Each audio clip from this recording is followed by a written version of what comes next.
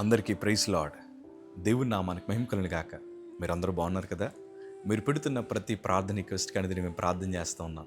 మా ఆశ అంతా ఒకటే, ఎక్కడైతే మీరు తృణీకరించబడ్డారో, ఎక్కడైతే వెలివేయబడ్డారో, ఎక్కడైతే గుండెలు పగిలేలాగెచ్చారో అదే స్థలాల్లో నా ప్రభు మీ అందరినీ హెచ్చించబోతున్నారు.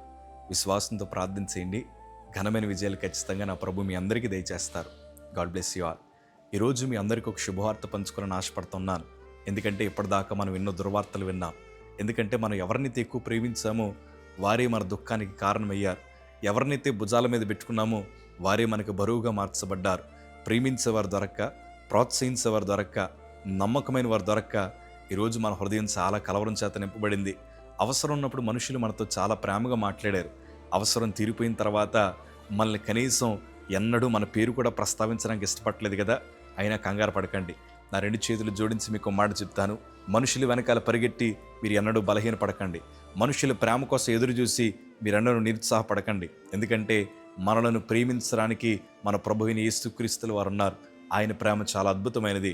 దేవుని వాక్యాలు అద్భుతంగా రాయబడిన మాట ఇర్మీయా గ్రంథము 31వ అధ్యాయము 3వ మాట చదవగలిగితే, చాలా కాలము క్రిందట యెహోవాకు నాకు ప్రత్యక్షమై ఇట్లనను, శాశ్వతమైన ప్రేమతో నేను నిన్ను ప్రేమించుచున్నాను గనుక విడువక నీ ఎడల కృప చూపుచున్నాను. శాశ్వతమైన ప్రేమ చేత దేవుడు మనల్ని ప్రేమిస్తున్నాడు.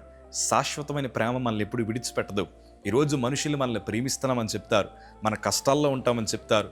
పెళ్ళిళ్ళు కూడా చాలామంది ప్రమాణాలు చేసి వ్యాధి అందు, బాధమందు, కష్టమందు, నష్టమందు నేను నీకు తోడుగా ఉంటానంటారు. కానీ అదంతా అబద్ధంగా చెప్తున్నారు అనిపిస్తూ ఉంటుంది. ఎందుకంటే ఈరోజు తమ సొంత భర్తలు భార్యల్ని గాయపరుస్తున్నారు, భార్యలు భర్తను గాయపరుస్తున్నారు. పిల్లలు కూడా తల్లిదండ్రులు ప్రేమించలేని వారుగా కనిపిస్తూ ఉన్నారు. మనుషుల ప్రేమ ఎంతో కాలం ఉండట్లేదండి. అక్రమం విస్తరించుట చేత ప్రేమ చల్లరిపోతుంది. హృదయములంతా కల్మషం వచ్చేసింది. స్వార్థము చేత నింపబడింది, అసూయ చేత నింపబడింది. ఎక్కడా ప్రేమ కనిపించట్లేదు. ఈరోజు దుఃఖముతో ఈ మాట అంటున్నాను. తండ్రులు తల్లులు పిల్లలను చంపుకుంటున్నారు, పిల్లలు తల్లిదండ్రులను చంపుకుంటున్నారు. కుటుంబస్తులు రక్త సంబంధులు ఆస్తి కోసం, వాటి కోసం, వీటి కోసం మోసం చేస్తున్న పరిస్థితులు మనం చూస్తూ ఉన్నాం. అన్యాయమే జరుగుతుంది. మనుషుల ప్రేమ శాశ్వతం కాదని మన చుట్టూ ఉండే వార్తలు మనకు చెప్తా ఉన్నాయి. అందుకే మళ్ళీ చెప్తున్నాను, ఇంకాను మనుషుల ప్రేమ వెనకాల పరిగెట్టద్దు. మనుషులు నిన్ను ఆదరిస్తారని, మనుషులు నిన్ను బలపరుస్తారని, నా కుటుంబం అయ్యా, నా కడుపును పుట్టిన వారయ్యా, నన్ను వివాహం చేసుకున్న భర్త అయ్యా, నన్ను పెళ్లి చేసుకున్న భార్య అయ్యా, అన్నీ విడిచిపెట్టి నా కోసమే వచ్చిందయ్యా అని ఇట్లాంటి చెప్పుకోవడానికి బాగుంటాయి. కానీ ప్రస్తుతానికి మానవుడు ఎవరిని స్వచ్ఛంగా ప్రేమించట్లేదు. కానీ నిన్ను నన్ను ప్రేమించి మన జీవితాన్ని బలపరిచి మన కుటుంబాన్ని కట్టాలని ఆలోచిస్తుంది ఎవరన్నా ఉన్నారంటే నిన్ను నన్ను శాశ్వతంగా ప్రేమిస్తున్న మన నజరేయుడైన యేసు ప్రభుల వారు మాత్రమే. అనుభవంతో చెప్తున్నాను, మనుషుల ప్రేమ కొంతకాలం ఉంటుంది, కానీ దేవుని ప్రేమ శాశ్వతం ఉంటుంది. ఆయన ప్రేమ మారదు, ఆయన ఆలోచన మారదు. మన పట్ల కలిగి ఉన్న చిత్తాన్ని ఎప్పుడు నెరవేర్చుదామని చూస్తాడు తప్ప మనల్ని ఓడించాలని, మనల్ని అవమానపరచాలని, మనం తలదించుకునే వారికి ఉండాలని ఎన్నడూ నా ప్రభులు వారు కోరుకోరు. దేవుని వాక్యం అంటది కదా, నేను నిన్ను ప్రేమించానయ్యా. ఈ మాట నాకు ఎంత ఇష్టం అంటే 2014 4 నెలలు నేను క్యాన్సర్ ట్రీట్మెంట్ తీసుకున్నాను. రకరకాల కాంప్లికేషన్స్ నా శరీరానికి వచ్చాయి. బోన్ మ్యారో ట్రాన్స్ప్లాంటేషన్ చేయాలన్నారు. అందరూ చేతులు ఎత్తేశారు. ఒకవైపు చూస్తే మాకు ధనము లేదు, మరొక వైపు చూస్తే మా ఫ్యామిలీలో కోటీశ్వర్లు ఎవరు లేరు, అప్పు చేసే తెచ్చుకోవాలి. ఎన్నో ఇబ్బందులు మేము పడుతూ వచ్చాం. ఈ శ్రమకాలం మధ్యన నా హృదయం ఏమనుకుందో తెలుసా, ఈ బ్రతికే కన్నా ఒక్కసారిగా చనిపోతే బాగుండు, మా తల్లిదండ్రులకి ఇంకా భారం అవ్వను, వారు ఇంకా డబ్బులు ఖర్చు పెట్టక్కర్లేదు, మహా అయితే 4-5 నెలలు ఏడుస్తారు కదా, తర్వాత నన్ను మెల్లిగా మర్చిపోతారు కదా అని ఆలోచించాను. నా హృదయంలో ఇలాంటి తలంపులు పెట్టుకొని మేడపై నుంచి దూకేద్దామని ప్రయత్నాలు చేస్తున్నప్పుడు దేవుని స్వరం నాతో మాట్లాడింది. ఆ ప్రేమను అర్థం చేసుకున్నాను. ఆ రోజు ప్రభు సన్నిధిలో ఎంతో కన్నీరు కార్చాను. అయ్యా, నేను నమ్ముకున్న స్నేహితులు వదిలేశారయ్యా. గతంలో నన్ను చాలా ప్రేమించారు, గతంలో నేనంటే చాలా ఇష్టమని చెప్పారు. ఈరోజు నేను వారి కష్టంగా మార్చబడ్డాను. కనీసం నేను బ్రతుకున్నానో లేదో కూడా తెలియని పరిస్థితులు వారు ఉన్నారు. నన్ను చాలా త్వరగా మర్చిపోరయ్యా. ఇదేనా మనుషుల ప్రేమ అంటే అని హృదయంలో చాలా వేదన చేత తీర్చాను. ఇన్ని ఇబ్బందుల మధ్యన అయ్యా నా కుటుంబానికి భారమైపోతానేమోనయ్యా, ఒకవేళ నా మీద వాళ్ళకి ప్రేమ తగ్గిపోద్దేమో, నన్ను చూసి విసుగుపోతారేమో, ఎన్నో ఆలోచనలు నా మదిలో రన్ అవుతూ ఉండేవి. కానీ ఆ పరిస్థితులన్నింటి మధ్యన ప్రభు నాతో మాట్లాడిన మాట ఏంటి తెలుసా, నిన్ను కాపాడువాడు కొనుక్కుడు నిద్రపోడు, నువ్వు ధైర్యంగా ఉండు, నేను ఎందుకు కాపాడుతున్నాను తెలుసా, నేను నిన్ను ప్రేమిస్తానయ్యా. నేను కొడతే కొట్టిన కానీ నిన్ను ఎక్కడ పెట్టుకున్నానంటే నా భుజాల మీద పెట్టుకున్నానని దేవుడు ఒక దైవజనరాల ద్వారా మాట్లాడుతూ వచ్చారు. ఒకరోజు ఒక అక్క నా దగ్గరికి వచ్చింది. నా పక్కన కూర్చొని వేదన మధ్య నాన్న మాట్లాడి తెలుసా, జోషి నువ్వేమీ కంగారు పడకు, ఈ క్యాన్సర్ అనేది ఏంటో తెలుసా, ప్రభు నిన్ను కాళ్ళ మీద కొట్టాడు, నువ్వు తప్పిపోతున్నావు కదా, 100 గొర్రెలు ఉన్నాయి. ఆ 100 గొర్రెలు ఒక్క గొర్రె తప్పిపోతే ఆ తప్పిపోయిన గొర్రె కోసం ప్రభు వెళ్ళాడు.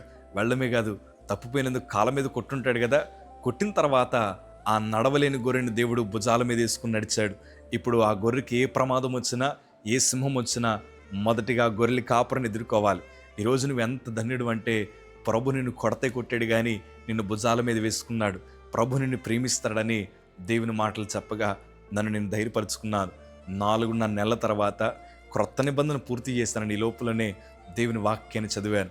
ప్రభు ప్రేమను అర్థం చేసుకోగలిగాను. ఏ వైద్యులైతే నేను చచ్చిపోతానని చెప్పారో, ఏ వైద్యులైతే ఇదే చేతులతో సంతకాలు పెట్టించుకున్నారో, నన్ను కూర్చోబెట్టి వీపు మీద గట్టి కొట్టి అన్న మాట ఏంటో తెలుసా? అయ్యా, కొన్ని రోజుల నుంచి నీ ఎముకల్ని పరీక్ష చేస్తున్నాం.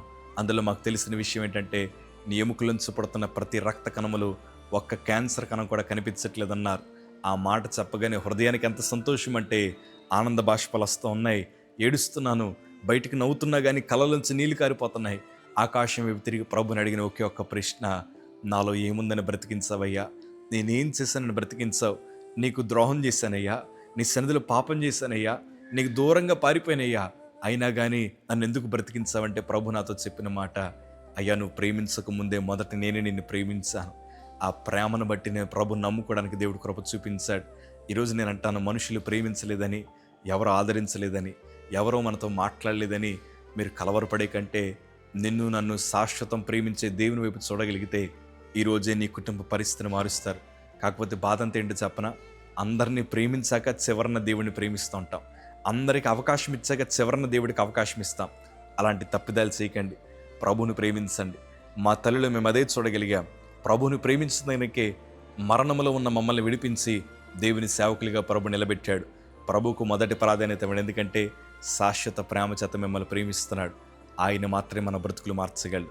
ఈరోజు మమ్మల్ని దీవించిన దేవుడు మీ కన్నీటిని తుడిచి నూరంతలుగా మిమ్మల్ని ఆశీర్వాదాలకు నడిపిస్తాడు. కలవరపడకండి.